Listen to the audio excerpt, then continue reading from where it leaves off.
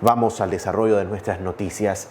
Lo hacemos con las problemáticas que se presentan en la producción de café de nuestro país, particularmente en cuanto a exportación se refiere. Así lo manifiesta el presidente de APEN, Edgar Jacobi. Cetrex, en los primeros 3 meses del ciclo de cosecha de café 2020-2021 se acumularon $24.19 millones en ingresos.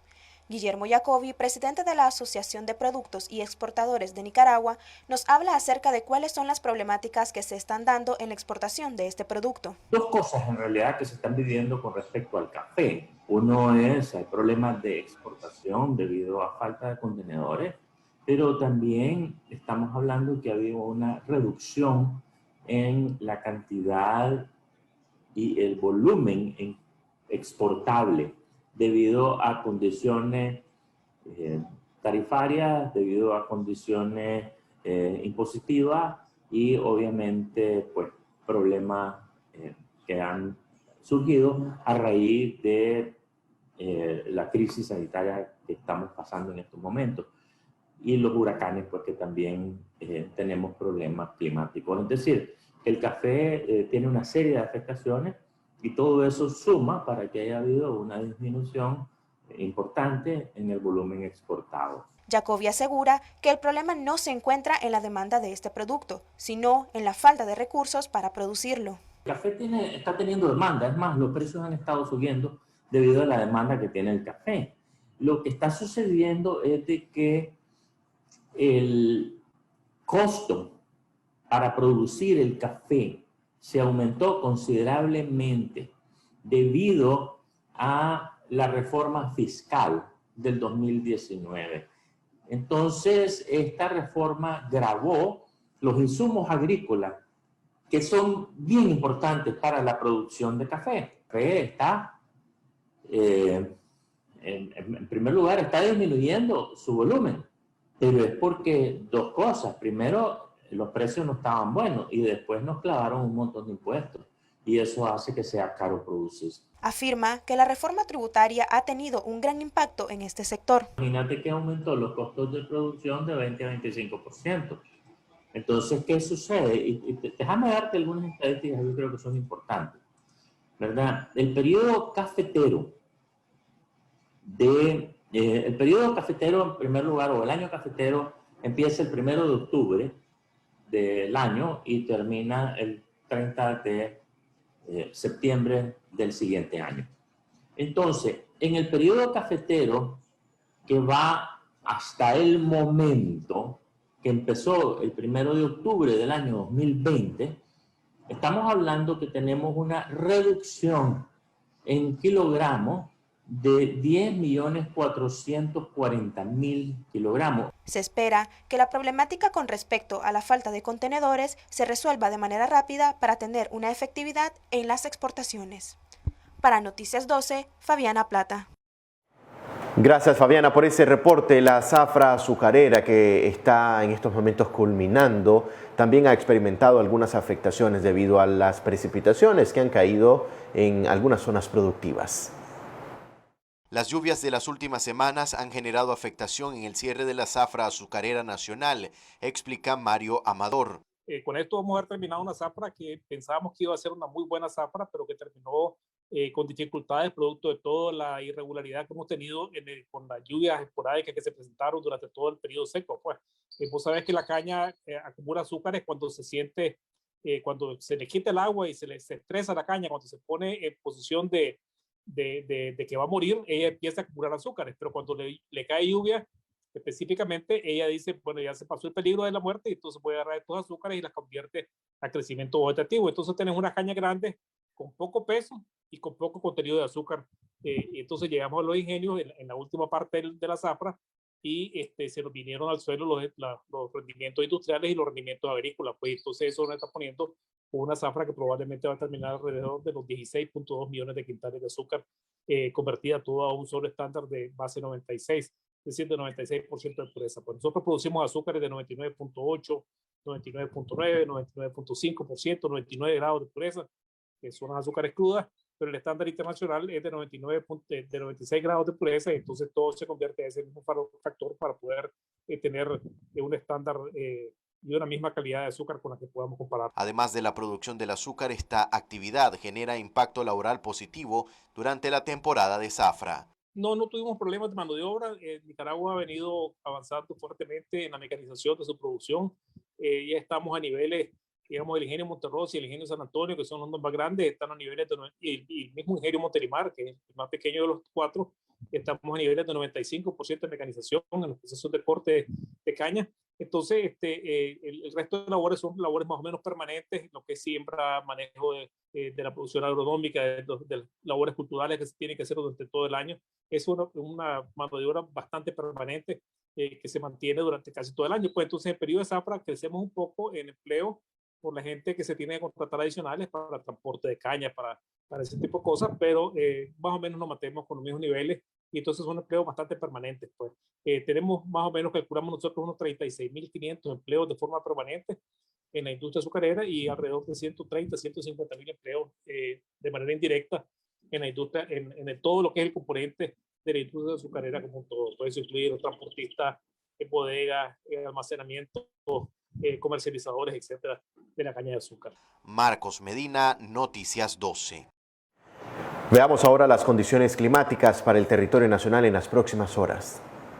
Tenemos altas presiones y bajas presiones sobre el territorio, con algunas pocas nubosidades que estarán generándose sobre el territorio de Nicaragua. El polvo del Sahara y aire seco se mantienen siempre afectando sobre las zonas del Caribe, generando condiciones de escasez de lluvias sobre el territorio nacional. Estas son las imágenes donde mantenemos bastante despejado las zonas del Caribe, con pocas posibilidades de precipitaciones. Actualmente en nuestro territorio las máximas condiciones de posibles precipitaciones se estarán generando aisladamente en la zona del centro, como también hacia la zona del Caribe, con lluvias ligeras a moderadas. Las temperaturas mínimas al amanecer en la zona de occidente, 24 grados centígrados, Managua hacia arriba de 22 a 26, Ocotal y Somoto 20 grados centígrados, Estelí y Matagalpa 17 a 18 grados centígrados, de Huaco a San Carlos de 21 a 24, Triángulo Minero de 20 a 23, de La Yote hacia Nueva Guinea de 23 grados centígrados, y en la zona del Caribe de 24 a 26. Mientras tanto, las temperaturas máximas en el territorio para el día de hoy: zona de occidente 34 grados centígrados, sensación térmica 35-38, en la zona de Managua hacia arriba de 29 a 32, sensación térmica 30 a 35, Ocotal y Somoto 31 grados centígrados, sensación térmica 32-33, Estelí, Matagalpa y Jinotega 27 a 28, sensación térmica de 29 a 32, Río Blanco hacia Nueva Guinea de 28 a 30, sensación térmica de 29 a 32 grados centígrados, de Huaco hacia San Carlos de 29 a 30 grados centígrados, sensación térmica de 31 a 33, Triángulo Minero 30 a 31 grados centígrados, sensación térmica 32 a 34 grados centígrados, mientras que en la zona del Caribe 27 a 28 grados centígrados, sensación térmica de 29 a 32. Los vientos que estarán afectando nuestro territorio promedio están entre Managua hacia arriba de 42 kilómetros por hora, ráfagas ocasionales, y entre Ocotal hacia Huigalpa de 38 a 41 kilómetros por hora. El resto del territorio se mantiene con leves vientos moderados. Mantenemos algunas intensidades de fuego localizadas en la zona de Entre León, Jinotepe, Arribas, entre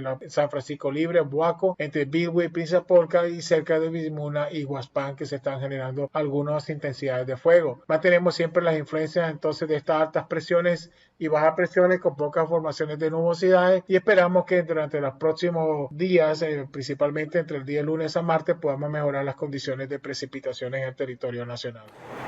Siempre en temas vinculados al medio ambiente y los recursos naturales, a través de la Feria de la Madre Tierra se están promoviendo iniciativas de cambio en la cultura educacional, esto en favor del cuidado de nuestro planeta. Gabriela Solórzano nos cuenta mucho más.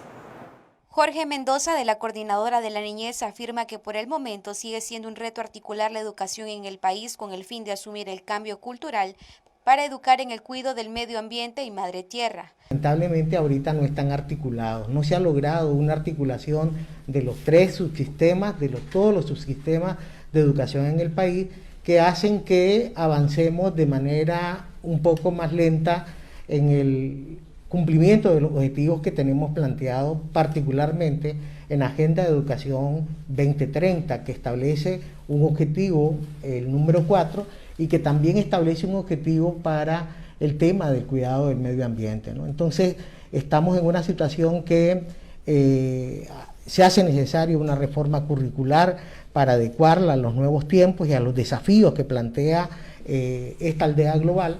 Se hace necesario invertir más en educación, se hace necesario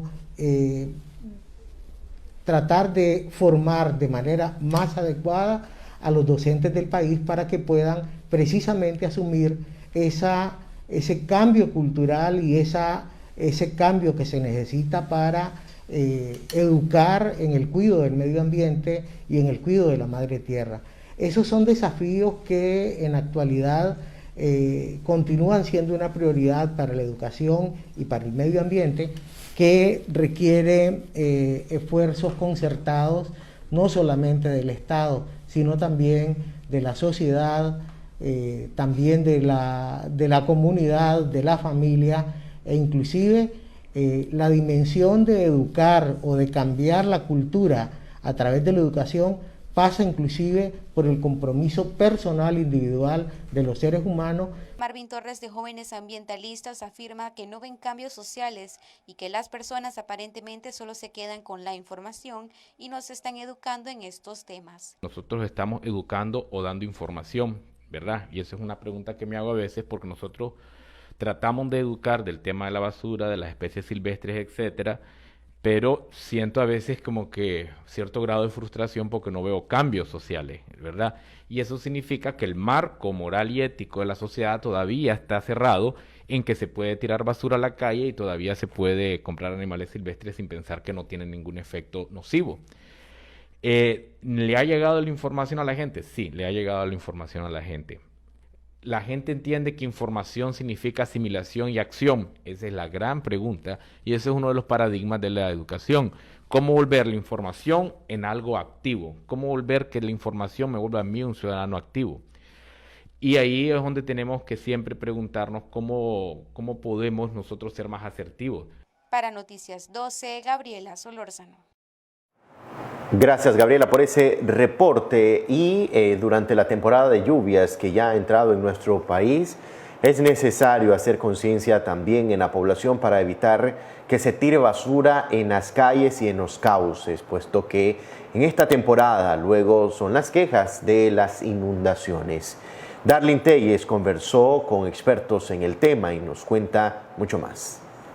Nora Marín de Reciclanica dio a conocer que es preocupante que la población aún no ha cambiado la cultura, que la basura se tiene que depositar en su lugar, y esto queda demostrado que en el invierno aumenta la basura domiciliar en cauces. Predomina más la basura domiciliar porque allí vas a ver hasta colchones, vas a ver pampers, vas a ver todo tipo de basura, vas a ver sofás, refrigeradoras viejas, cocinas viejas, y muchos de esos materiales se reciclan, mucho, no todo. Pero para eso, y es que a eso voy yo, ¿por qué esperan el invierno para tirar esta basura? No, porque no la sacan en el momento que pasa el camión, que se la lleve, no que siempre esperan el momento del invierno para tirar este tipo de materiales. Y eso lógicamente colapsa los cauces y después se contamina y afecta a todos los que viven, los habitantes alrededor de los cauces. Ellos son los más afectados y después estamos, como dicen, llorando. Y con respecto ahora del COVID, también en el cauce de allí del Mayoreo habían muchas mascarillas, habían también muchos desechos de laboratorio que hacen exámenes. Entonces eso significa que también esas empresas, esos negocios que dan este tipo de servicio, están tomando los cauces como chureca. Marín afirma que existe una ley en la que se puede multar a una persona que esté botando basura. La multa es según la alcaldía a los que agarran tirando la basura. Hay una ley que la aprobó la alcaldía, ya tiene años de que se aplica. Incluso también hay una ley en la ley de tránsito que la pueden buscar, de que toda persona también que tira basura cuando va en su vehículo, también a esa persona se le puede aplicar la ley de tránsito con una multa también. Pero me imagino yo de que hasta no se aplique la ley, que no le toquen los bolsillos, porque aquí Si nosotros vemos que hasta cuando ya se tocan los bolsillos, ya la gente comienza como que a cambiar. Y yo creo que no deberíamos de esperar hasta que nos multen, hasta que nos llamen la atención, sino que debería ser ya como una actitud positiva, hacer un cambio por amor a este planeta, que es el único hogar que tenemos para todos nosotros y nuestras futuras generaciones. Puede ser llegar hasta los 5.000 Córdoba, depende de la cantidad. Noticias 12, Darlene Telles.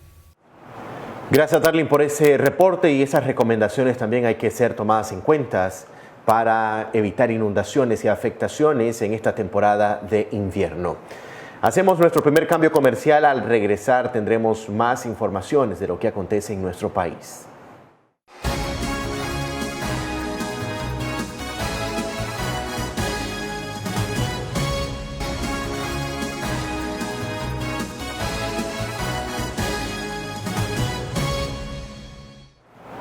Estamos de regreso con mucha más información. Acá en Noticias 12 vamos a abordar ahora temas políticos. Ayer por la tarde se fue notificado a los partidos políticos del país sobre la convocatoria de elecciones del próximo mes de noviembre. Hoy, en la Gaceta Diario Oficial, ya ha sido publicado oficialmente por la autoridad electoral la convocatoria que le fue enviada a los partidos, de tal manera que ya se dio el banderillazo inicial de este proceso que podría realizarse en el mes de noviembre. Hay algunos analistas políticos que destacan varios aspectos, particularmente del proyecto de calendario electoral que se ha enviado a las agrupaciones partidarias. Angel Altamirano conversó con él y nos cuenta mucho más. La primera fecha es la de la constitución de alianza, que tenés que presentarlas en el Consejo entre el 12 y el 14, esa es la fecha límite que tenés, es decir, ya el espacio jurídico que tenés enfrente para el tema de constituir las alianzas se hace muy corto. La segunda fecha que creo que tenés que tomar muy en cuenta es el tema de la verificación ciudadana. 24 y 25 de junio tenés que apostar por una verificación ciudadana lo más profusa posible, y después ya tenés fechas que normalmente están siempre en el calendario. De ese calendario a mí lo que me llama la atención es lo que no está. No está ni las regulaciones ni reglamentos para todas las actividades electorales que van por la vía de las resoluciones del Consejo Supremo Electoral, ni está tampoco el tema de la observación electoral. Entonces, con esta mezcla de cosas, yo creo que el calendario refleja la mala voluntad que tiene el Frente Sandinista frente a un proceso electoral que debería ser lo más libre posible. Realmente son fechas en que van a determinar qué cantidad de gente es la que podés hacer votar, y la primera es la fecha en que va a determinar qué tan sólida es la alianza que podés presentar como plataforma electoral. Ok, el hecho de que el calendario haya salido horas después de la elección de los magistrados, quiere decir de que este ya estaba hecho. Totalmente, pues esto no lo hicieron los nuevos magistrados, esto lo hicieron los magistrados que estaban anteriormente, mejor dicho, no los magistrados, sino el equipo operador del Frente Sandinista que trabaja ahí adentro del Consejo Supremo Electoral. Este calendario en particular, comparándolo a los otros, ¿está igual o se diferencia de ellos? Tiene bastante menos actividades y omitió de aquí todas las actividades que tienen que ver con temas de reglamento, como te había dicho al comienzo.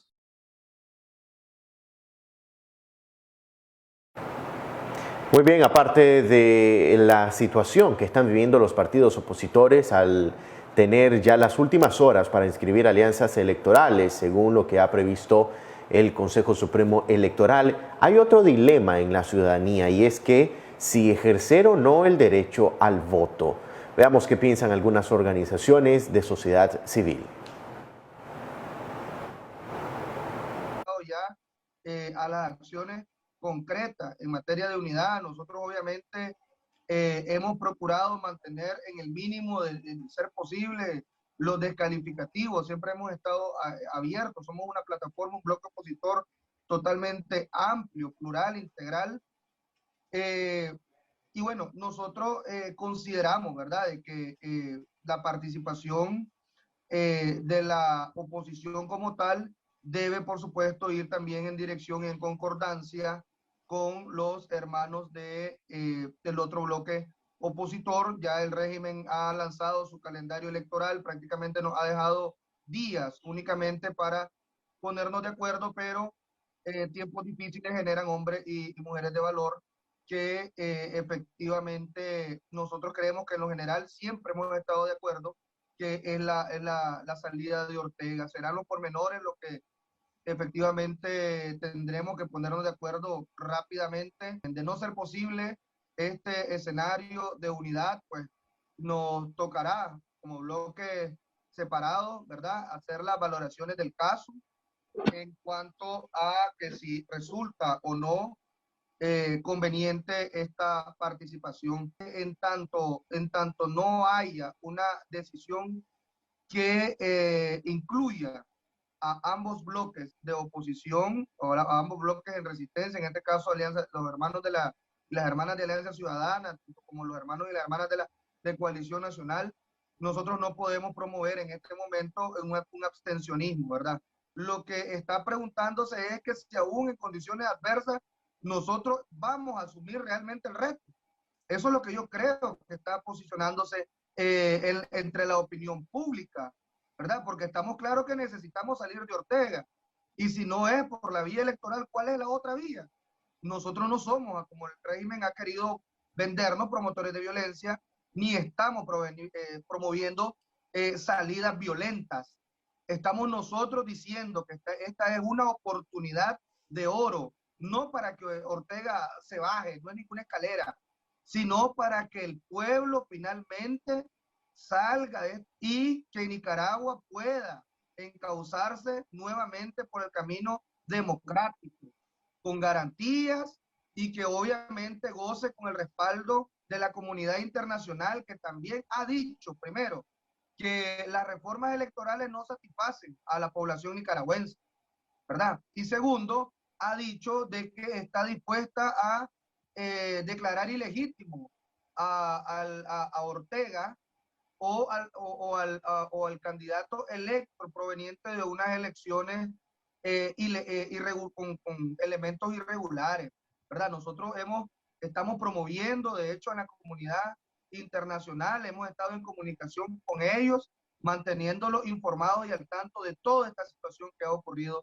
en Nicaragua, y le hemos dejado claro, nosotros estamos en la disposición de asumir el reto, pero también necesitamos que ellos estén en sintonía con la urgencia y la necesidad del pueblo. En otras informaciones, según una investigación periodística, el gobierno de Nicaragua o el Estado de Nicaragua prioriza más la formación policial en estos últimos años en lugar de la capacitación técnica para los jóvenes en nuestro país. Veamos. La enseñanza técnica ocupa el cuarto lugar a la hora de asignaciones de presupuesto de educación en Nicaragua. Incluso sus fondos están por debajo del programa de formación de la Policía Nacional. Para este año, al Instituto Nacional Tecnológico INATEC se le ha destinado un presupuesto de 122.9 millones de córdobas, equivalentes a 3.5 millones de dólares. Mientras a la institución policial se le asignó 3.760.6 millones de córdobas, equivalentes a 108.3 millones de dólares. Esa gran diferencia de recursos asignados a la autoridad policial muestra que las prioridades del gobierno de Daniel Ortega es la fuerza, según una investigación del portal Expediente Público. En 2020, al INATEC se le ha destinado un presupuesto de 130.4 millones de córdobas en comparación a lo asignado en el 2021, lo cual representa un recorte de 7.5 millones de córdobas. El dinero para INATEC va dirigido a la capacitación laboral, formación técnica y promoción a la cultura. De 2016 a 2019, la partida presupuestaria disminuyó en promedio un 19%. Sin embargo, en el 2020 aumentó en 72%. A criterio de algunos especialistas como Alex Bonilla, entender por qué el presupuesto destinado a este sector experimenta cambios repentinos le es difícil de reconocer, debido a que el INATEC tiene una particularidad que no la tiene ningún otro ente autónomo: una gran captación de recursos por el aporte del 2% que pagan las empresas privadas en Nicaragua. En ese sentido, la doctora en educación y especialista en Política Educativa, Melba Castillo, consultada por el portal Expediente Público, señala que eso es lo que constituye el grueso del presupuesto del INATEC, porque el aporte gubernamental es totalmente mínimo en relación al aporte que hacen los empresarios. Castillo refiere que en el país centroamericano no se hace lo suficiente para mejorar la calidad de educación técnica, aun cuando alrededor de 1.2 millones de la población nicaragüense es joven entre las edades de 15 y 25 años. De eso, solo el 16% tiene acceso a la educación universitaria. Por otro lado, hay quienes plantean en 3 puntos las razones hipotéticas por lo cual el presupuesto pudo haber registrado un repunte significativo el año pasado. Primero, podría obedecer a la estrategia de interés del gobierno de Daniel Ortega sobre la juventud en un año preelectoral y electoral. Segundo, que a partir del año 2020 se ha venido promoviendo más la educación. Se ha captado más jóvenes hacia la educación técnica a través de estrategia de llevar la educación al barrio. Y el tercero, porque habría una intención política, debido a que el INATEC, al igual que el MINED, han sido politizados partidariamente. De hecho, el estudio de Expediente Público señala que en ciertas cabeceras departamentales, las escuelas técnicas se han convertido en un tipo de cuota política para miembros de la juventud sandinista, quienes tienen prioridad en el sistema de becas. Marcos Medina, Noticias 12. Miembros de la Comisión de Educación de la Asamblea Nacional están sugiriendo a las autoridades de colegios públicos y privados enviar a sus alumnos a clases virtuales debido al rebrote de contagios por COVID-19 que se reportan en las últimas semanas. El diputado Lester Villarreal de la Comisión de Educación afirma que se deberían de tomar medidas necesarias en el país, ya que con el COVID-19 los jóvenes se están contagiando y ante dicha situación el Ministerio de Educación debería de emitir una restricción al momento de dar las clases y deberían de impartirse en línea. Considero de que como es una pandemia a nivel mundial, debería de tomarse las medidas necesarias para evitar la mayor cantidad posible entre los jóvenes que son ahorita, en este momento, en esta ola del COVID-19, son los que están sufriendo esta situación. Ellos pueden ser un transporte para llevar estas enfermedades al núcleo de la familia. Y sabemos que en la familia siempre está el papá, la mamá, la abuelita, el abuelito. Entonces, yo creo que el Ministerio de Educación debería de emitir una restricción o hacerlo en línea. Ya lo hicieron el año pasado.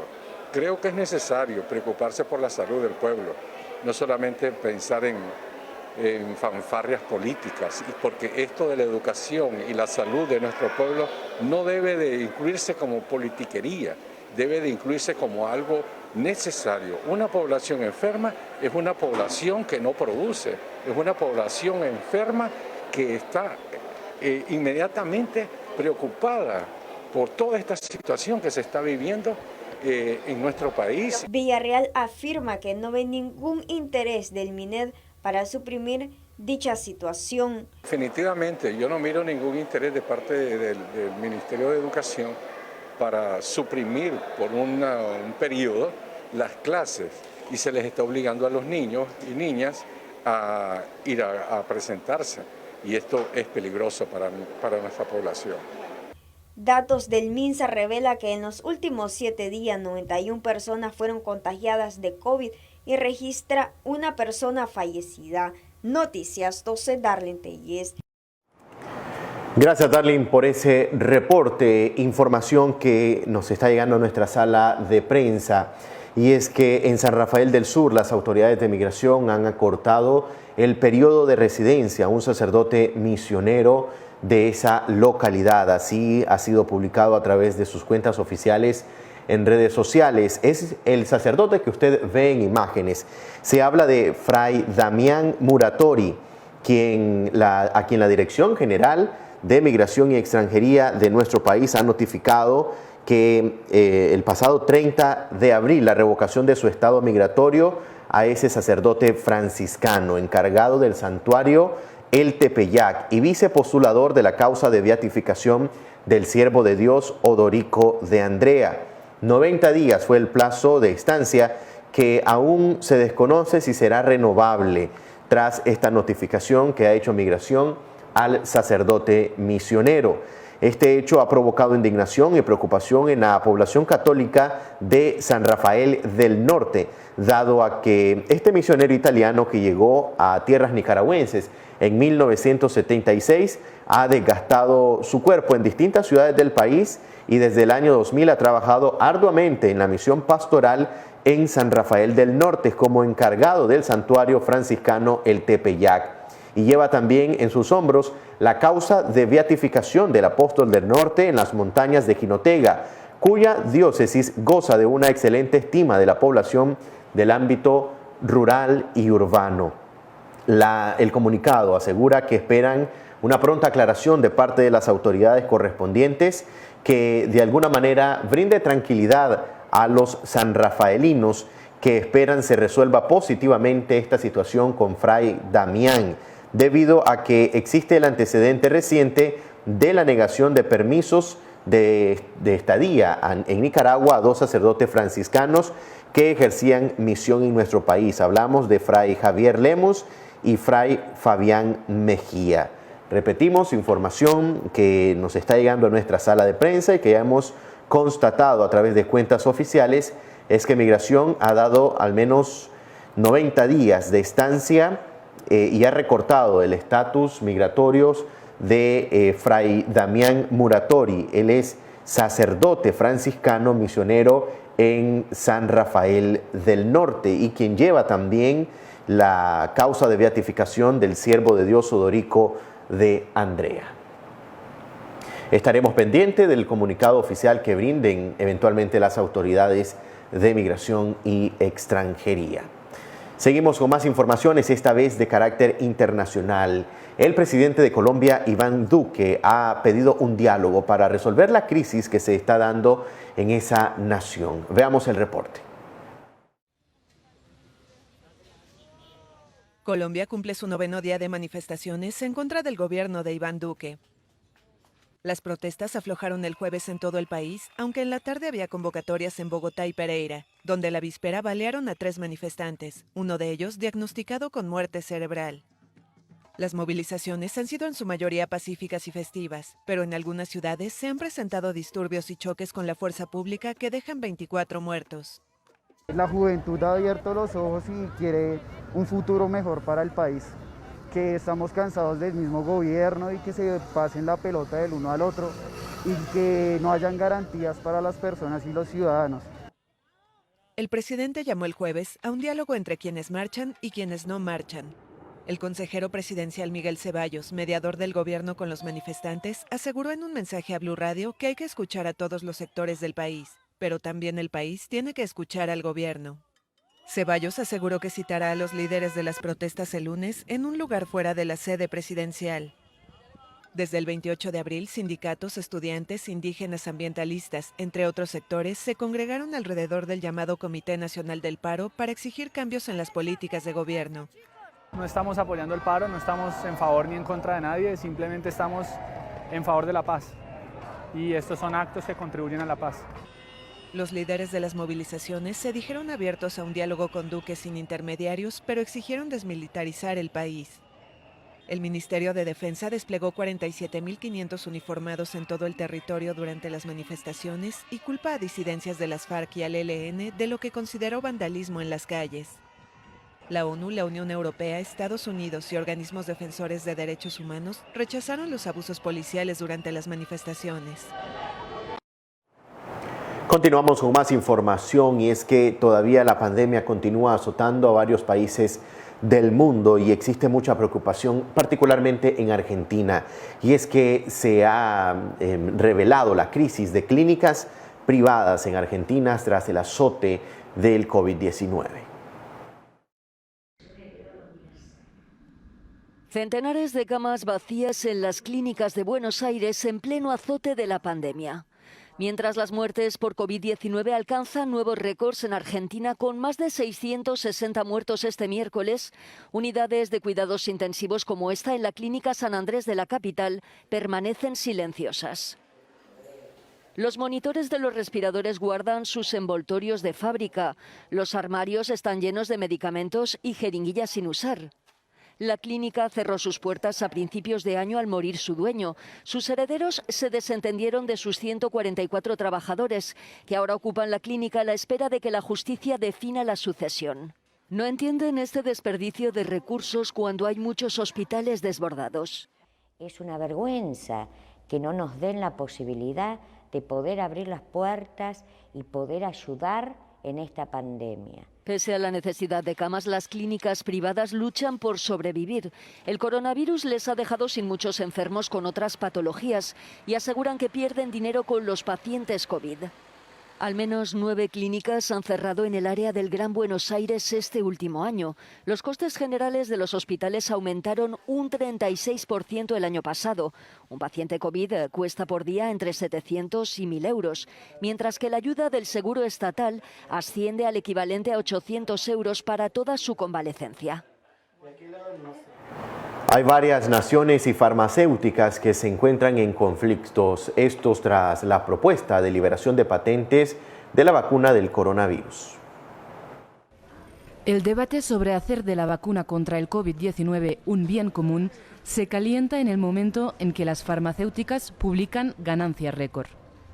En el primer trimestre de 2021, Pfizer ingresó 3.000 millones y medio de dólares. Para el global anual, la farmacéutica prevé 26.000 millones, mientras que el laboratorio Moderna hace una previsión de 18.000 millones de dólares. Volúmenes de negocio que supondrían un margen de beneficios brutos de entre el 25 y el 30%. Ante la perspectiva de una suspensión de las patentes sobre las vacunas, el lobby farmacéutico no tardó en reaccionar. La decisión de la Administración de Estados Unidos de apoyar una extensión de la patente para las vacunas COVID-19 es decepcionante. Como hemos reiterado, una extensión es la respuesta simple pero incorrecta a un problema complejo. Las farmacéuticas alegan que suspender las patentes conllevaría una escasez mundial de las materias primeras necesarias para fabricar las vacunas. También dicen temer una disminución de la calidad del fármaco y opinan que sin el aliciente de los beneficios cae la innovación. La suspensión de las patentes fue reclamada por India y Sudáfrica y la petición cuenta con el apoyo de Estados Unidos, mientras que la Unión Europea se declara abierta a discutirla. Pero es necesario el consenso de los 164 miembros de la Organización Mundial del Comercio para aprobar la medida. Mientras que en Estados Unidos más del 30% de la población está completamente vacunada, en Sudáfrica esta cifra no llega al 1%. Es momento de cumplir compromisos comerciales con nuestros anunciantes. Al regresar, más información para usted.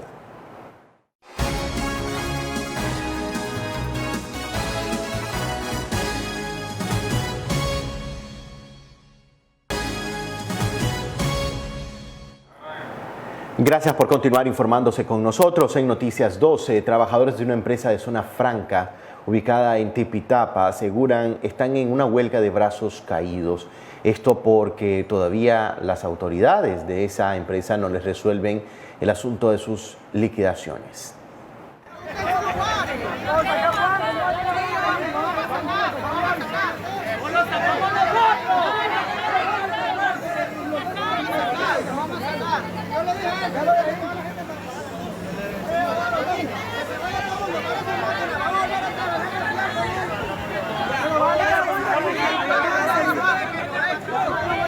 Porque supuestamente salieron de recursos humanos, ellos mismos, los del sindicato, diciendo que ya la negociación, el sindicato de Juan había dicho que ya la negociación ya se había terminado. Eso fue lo que sucedió y nosotros lo que queremos es que nos paguen a como es.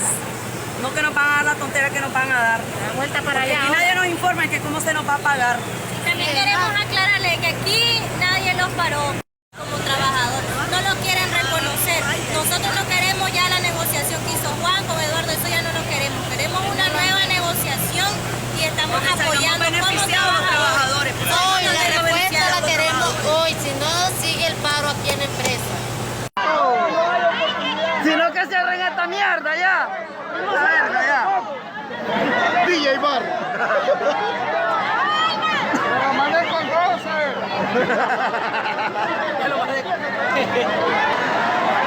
No hay casado.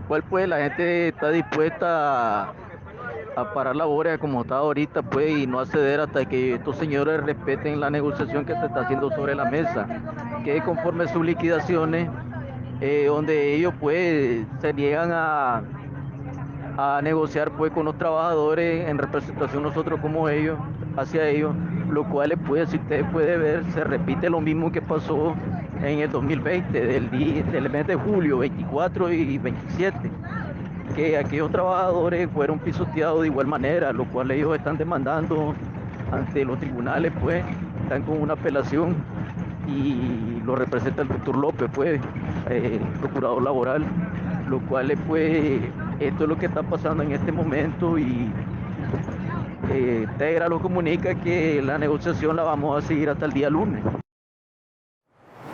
En otras noticias, Rosa Argentina Navarro, quien es la jefa de bancada del PLC en la Asamblea Nacional, defiende el calendario electoral o el proyecto de calendario electoral que ha emitido el Consejo Supremo Electoral a los partidos políticos. Asegura que este plazo de 5 días para la inscripción de alianzas electorales es prudente. Es muy importante que lo hayan presentado ya que los tiempos son importantes, son urgentes. En el caso del calendario electoral, como partido político, todos los estábamos esperando. El PLC ha venido trabajando con anticipación en las diferentes etapas de los procesos electorales. No es ninguna sorpresa que ya lo hayan presentado, al contrario, creo que ya tenemos que adecuarnos a ese calendario para las actividades del proceso electoral. Se suponía que este 7, así era la convocatoria para las elecciones, ¿está acorde entonces? La convocatoria para las elecciones creo que son 6 meses antes y creo que estamos en tiempo. ¿Era hoy? Sí, estamos en tiempo. Si vos te fijas en el calendario electoral nos habla acerca de la presentación de alianza, nos habla de presentación de candidatos a presidente, vicepresidente, diputado. Nos habla de 2 procesos muy importantes, la verificación ciudadana. Un llamado a todo el pueblo nicaragüense que 24 y 25 de julio es el día de verificación ciudadana. Creo que todos los demócratas, todos los liberales debemos de irnos a verificar a nuestro centro de votación, porque solamente así podemos darnos cuenta si estamos presentes o no en ese padrón electoral, para que el día de las elecciones no nos llevemos un susto que no estamos incluidos. Creo que es un deber ciudadano que toditos los nicaragüenses nos presentemos a los centros de votación el 24 y 25 de julio a verificarnos. Con este tema de las alianzas que tienen pocos plazos para este mes, ¿ustedes cómo lo ven? Según el calendario electoral, creo que el día de alianza es para presentar alianza es el día 12. Estamos a 5 días. Como te dije, como partido político, el PLC ha venido trabajando con anticipación para que los tiempos no nos tomen por sorpresa.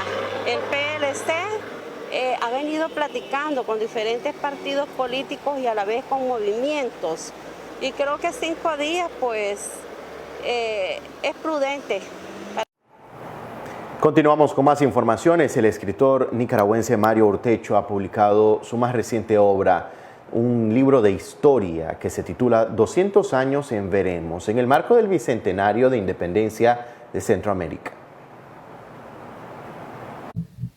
Hace tal vez más de 4 años y comenzando a trabajarlo ahora que precisamente en pocos meses se va a cumplir el bicentenario de la independencia de Centroamérica, obviamente el de Nicaragua. Entonces, 200 años en Veremos, porque en Veremos es una expresión popular nicaragüense que significa literalmente estamos en la espera de algo, espera de ver algo. Y pienso yo de que al cumplir 200 años Nicaragua de haberse independizado, obligatoriamente nos tenemos que comparar con los vecinos que tenemos. Y en ese sentido, la comparación de Nicaragua, pues miramos que hay diferencias muy evidentes en relación con los otros países centroamericanos en diferentes aspectos, en particular los económicos. A ello se debe el título y la portada. La portada del libro pues es una pintura que recrea, se llama Sisifónica, y recrea lo de la mitología de la persona que va subiendo una peña hacia la cima del monte y que al final cae y va a hacerlo y hacerlo y hacerlo por toda la eternidad, ¿no? El libro tomó, como vos dijiste, exactamente un par de años de investigación. Quiero decir que no pretendía hacer un libro de historia, sino hacer, digamos, un libro que pudiese contar aspectos históricos. En particular, dirigido a segmentos jóvenes, de los jóvenes nicaragüenses, que puedan entonces de una manera hasta cierto punto lúdica conocer cuál es la historia de Nicaragua. Y digo esto porque cuando se acercan las fiestas patrias, normalmente escuchamos en las entrevistas que le hacen a los estudiantes las carencias que se tienen sobre los aspectos históricos. Entonces, lo que hice durante estos 2 años fue leer no sé cuántos libros, pero más que investigar fue leer e ir esculcando durante ese proceso aquellos elementos que no están en los libros de historia, en los libros serios de historia escritos por historiadores serios, y poco a poco fui extrayendo la materia prima que me iba a permitir escribir este libro. Hasta aquí nuestras informaciones. A usted gracias por confiar en el trabajo de Noticias 12. A las 6 de la tarde, ampliación de estas y otras noticias. Será hasta entonces, buena tarde y feliz almuerzo.